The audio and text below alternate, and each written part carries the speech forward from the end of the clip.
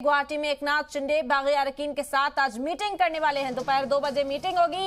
एकनाथ शिंदे की मीटिंग में शिंदे ग्रुप की तरफ से तर्जुमान की तकरूरी की जाएगी। आपको बता दें कि मीटिंग में शिंदे के साथ सभी बागी शिवसेना अरकान असेंबली रहेंगे मौजूद। तो एकनाथ शिंदे की जानिब से ये मीटिंग की जाएगी। आपको बता दें कि तमाम बागी एमएलए जो इस वक्त गुवाहाटी में एकनाथ शिंदे के साथ पहुंचे थे, दोपहर 2 बजे ये मीटिंग होने वाली है और इसकी तरफ से तर्जुमान की तकरूरी की जाएगी। लगातार उद्धव सरकार एकनाथ शिंदे को बागी करार देते हुए उनके खिलाफ कार्रवाई करती हुई अब नजर आ रही है।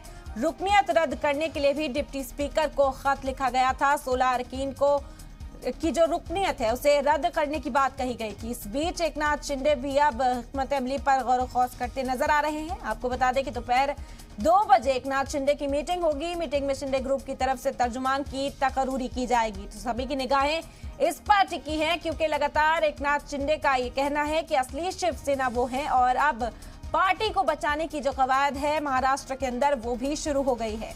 तो मीटिंग में शिंदे के साथ सभी बागी शिवसेना अरकान असेंबली मौजूद रहेंगे और इस दौरान जो तर्जुमान है उसकी तकरूरी पर गौर खौस किया जाएगा। दोपहर 2 बजे एकनाथ शिंदे की मीटिंग होने वाली है। सभी की निगाह इस पर टिकी रहेगी कि आखिर किसको तर्जुमान बनाया जाता है। और तफसीली जानकारी के साथ हमारे नुमाइंदा शरीफुद्दीन इस वक्त हमारे साथ जुड़ गए। शरीफुद्दीन, क्या खबर है? 2 बजे होने वाली मीटिंग में किस तरह के जो मुद्दे हैं उन पर गौर खौस किया जाएगा? तर्जुमान की तकरूरी की भी बात सामने आ रही है। महाराष्ट्र के राजनीति को लेकर गुवाहाटी जो रेडिएशन ब्लू होटल में जो बागी विधायक के साथ एकनाथ शिंदे का जो दोपहर जो एक जरूरी बैठक बैठी जाएगी। खासतौर से ये बैठक जो महाराष्ट्र की जो सरकार बनने की जो मैजिक नंबर जो एकनाथ शिंदे के पास है उसी को लेकर जो किस तरह से अभी गतिविधि की जाएगी उसके ही कारण ये जरूरी बैठक की जा रही है।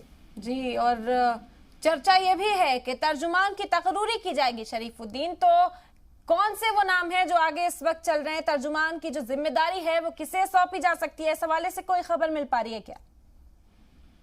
सूत्रों के हवाले से इसकी अभी जो स्थिति है बोलने लायक नहीं है। सूत्रों के हवाले से कंफर्म जो रिजल्ट अभी तक वो नहीं पा रहा है हमारे पास। बिल्कुल, और लगातार जो वीडियोस हैं वो भी सामने आ रही हैं। गुवाहाटी से एकनाथ शिंदे का जो काफिला है उसमें देखा जा सकता है लगातार इजाफा हो रहा है। शरीफुद्दीन, मीटिंग में शिवसेना अरकान असेंबली को बुलाया गया है। क्या आजाद उम्मीदवारों को भी इस मीटिंग में शामिल किया जाएगा, गौर खौस किया जाएगा उनसे भी आगे की हिकमत अमली पर? क्योंकि जो शिवसेना के एमएलए हैं उन्हें तो उनकी रुकनियत रद्द करने का जो सिलसिला है वो शुरू हो चुका है। अब ये जो जरूरी बैठक है यहाँ पे जितने भी शिव सैनिक के विधायक तथा और निर्दलीय जो विधायक है सभी के साथ ये बैठक में बैठेंगे और जो ये जो लगातार जो इजाफा हो रहा है ये हम आज 2-3 दिनों से लगातार मुंबई से जो बागी विधायक है आ रहे हैं और देखा जा रहा है कि जो ये और बढ़ोतरी होने की और संभावनाएं हैं ज्यादा, क्योंकि एकनाथ शिंदे के तरफ से एक बात कही जा रही है कि 50 से भी ज्यादा विधायक उनके पास है। परंतु सामने हम लोग यहाँ पे जो हमारे विश्वस्त सूत्र है उनके हवाले से एक जानकारी है कि 50 का टारगेट पूरा हो चुका है। बिल्कुल, और उधर पहले समझाने की कोशिश की जा रही थी उद्धव सरकार के जरिए जो बागी एमएलए हैं उन्हें वापस बुलाने का काम किया जा रहा था शरीफुद्दीन, लेकिन अब इस तरह के बयान सामने आने लगे हैं कि फ्लोर टेस्ट में आमना सामना किया जाएगा। अगर ये लड़ाई सड़क पर होती है तो सड़क में भी करारा जवाब दिया जाएगा। क्या एकनाथ शिंदे के जो ये गुट तैयार हुआ है इस तरफ से भी कोई रद्द-ए-अमल अभी तक सामने आया इस हवाले से? जैसे कि मुंबई महाराष्ट्र के तरफ से जो कहा है कि अगर रास्ते में भी फैसला हो सके तो हो सकेगा, परंतु एकनाथ शिंदे की एक गुट से अभी ऐसा कोई बात सामने नहीं आया। परंतु एक बात देखने की बात है कि हमारे जो विश्वस्त सूत्र है उनके तरफ से एकदम विश्वस्त खबर है कि एकनाथ शिंदे अभी लगातार कुछ एक बड़े एडवोकेट के दलों के साथ लगातार बातचीत भी चल रही है। सलाह लिया जा रहा है। एकनाथ शिंदे सलाह ले रहे हैं कि जो कानूनी जो सलाहकार है उनके जो एडवोकेट है उनके साथ लगातार बैठे हुए हैं। बीच में जो बागी विधायकों के साथ मीटिंग जो हो रही है उसके साथ साथ जो एडवोकेट है उनके साथ भी बैठक में बैठ रहे हैं एकनाथ शिंदे।